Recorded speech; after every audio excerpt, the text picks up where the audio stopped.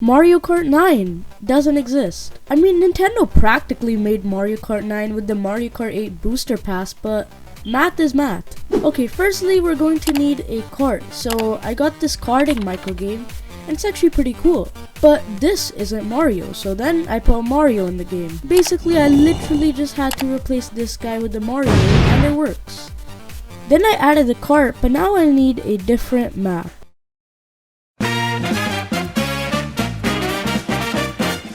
Okay, and here is the map. So after this, I decided to make the UI for the game. So after looking very carefully at how the UI is made, I made some things in Photoshop and it's done. The countdown, the laps, and the coins are all here. But we're going to be expanding on this later. So I also added some music into the game.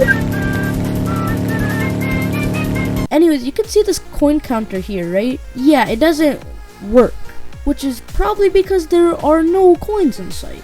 So I'm going to be adding coins. So I made this coin and basically reused the coin code from my time changing game.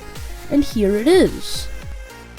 So I'm ending the video here, but if you guys want to see me continue this game, please comment down in the comments section. Anyway, subscribe, like, comment, and bye.